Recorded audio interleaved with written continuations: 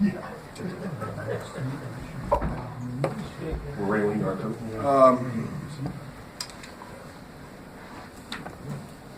When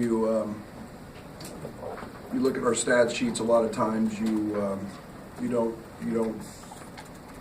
maybe see the most glaring numbers for DeMonte, and yet I told him in the locker room, I won't kiss my wife tonight because I'm going to kiss you, and I kissed him right on the forehead. Toughness, grit, that was ugly. I give Minnesota a ton of credit. I think they've got two of the better players in this conference. I've said many times leading up to this game about Oturu being one of the most improved players in the country. He is all of that. He's got great quickness, quick twitch, and a handful, and yet I felt like we did a pretty good job on him. And I thought we threw enough bodies and Georgie and Kofi at him you look down, he's got 20 and 8. So, but that's what good players do. Kipper Nichols, huge tonight in the second half. We really challenged Kipper at halftime because he had no offensive rebounds. That was an area that we had really emphasized coming into the game, was getting on the offensive glass. He had four offensive in the second half. And then Dre does what Dre does. And you look down at the stat sheet every night after a game, and you see how valuable he is, from points to rebounds to assists, and the ability to make really hard plays. And so, and then I'd be remiss if I didn't mention Tyler coming in, without Allen, takes a big charge, and it takes everybody in a game. And I thought Tev gave us some impactful minutes in the first half, and again, an all-around team effort. Wasn't pretty. We've got to elevate ourselves back again offensively, but we're finding a way to win with pretty solid defense. Yes, this season, since you've kind of instituted the idea of a kill, I mean, you had a player get one by himself like DeMonte did at the end of the game? I have to ask my staff that. I don't know. That's a great question. Pretty doggone impressive. And, he had an unbelievable stretch. I had a lot of respect for Marcus Carr. I think Marcus leads the country in points in the last 4 minutes of a game. And he had an unbelievable stretch in the first half guarding him. And, the job, sometimes as coaches, we don't give Trent, Io, Dre, DeMonte enough credit for what they do on the ball and how good they are defensively. But, to hold him, relatively quiet for his, for an 18-point-a-game score was huge tonight. But I'll have to check on that. I don't know. Carry a minute. Or go ahead.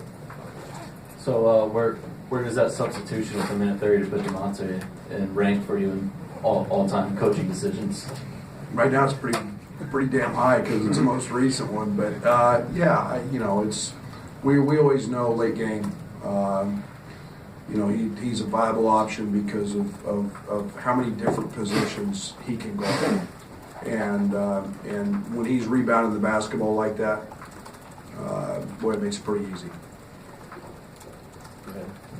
I asked Kofi, so how much do you think it's going to help him going against Oturu today in preparation for going against Luka Garza on Sunday, them being two of the best big men in the conference? God, you're brutal. You don't even let him enjoy the moment, and they're different. They're a little bit different.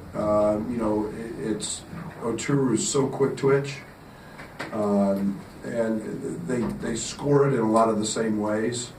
But Luka's so physically. I mean, he's a very physical presence, and so they're different that way. But they're.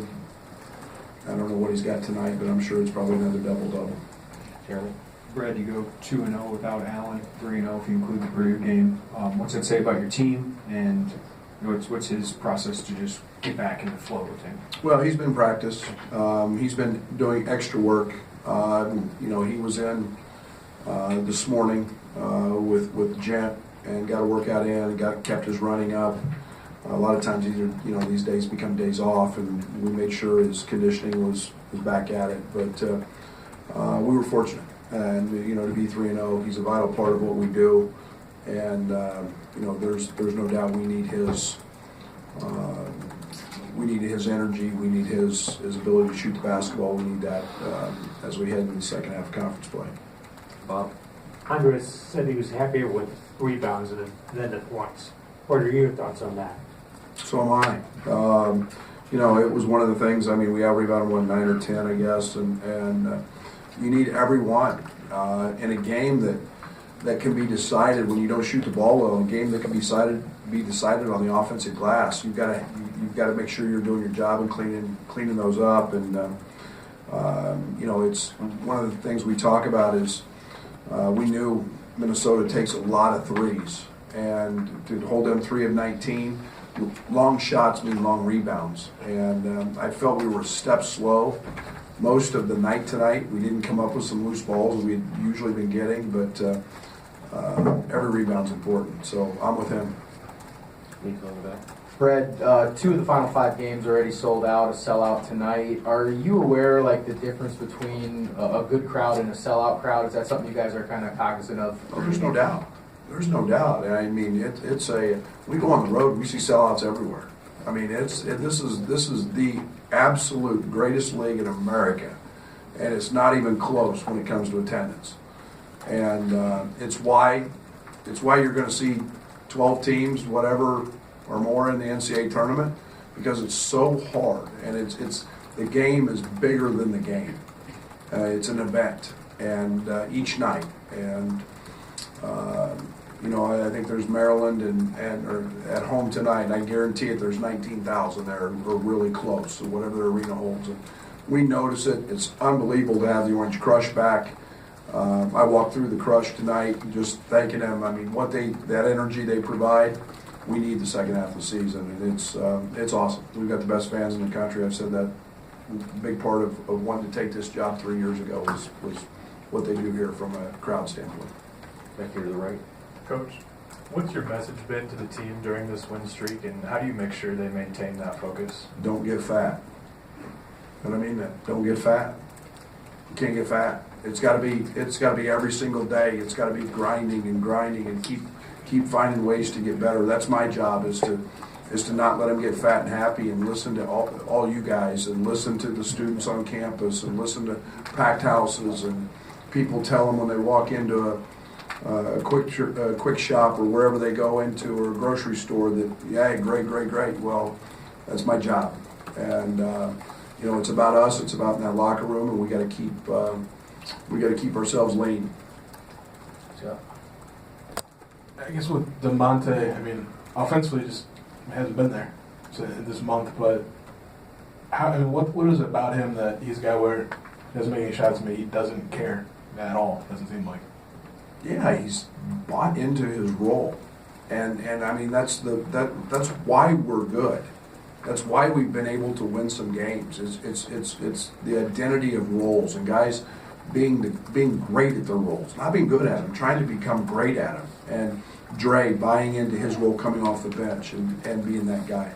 Kipper stepping up tonight. Allen has been great all year, and DeMonte's role is being that guy, and I mean just being that guy. And I can't say how great a job he did at Michigan. He had 2 layups tonight. He just happened to miss. I mean, they were contested, but he's going to have one of those nights because he's a good offensive player. It's not that we see it every day in practice. So, but understanding what he does, and he understands how he can impact a game. Rob? On the lighter side, I'd like to congratulate you for celebrating Pride Night by kissing DeMonte. And on the more somber side, I'd like to tie it in with the Robert Archibald Wellness Fund announcement. Would you talk about inclusivity and acceptance, and telling people that it's okay to be what they're feeling and who they are? Yeah, I mean that's what our world's about, and everybody's got that right to pick and make those decisions on their own, and we recognize that tonight. And you've got one of our former great players, and Robert Archibald, and one of the be laid to rest tomorrow. It's always sad when you lose a family member, and he was part of our family. And I'm sure everybody in here, much more than I, probably has great memories that and great stories that they can talk about. They could talk about Robert and not only what he accomplished off the court, but something funny he did when he was in the dorms, or and that's what this is all about. And Illinois is a special place, and for a lot of reasons. And tonight was all those things, and very very sad for Robert's tragedy and passing, and then it's your thoughts and prayers are with his family.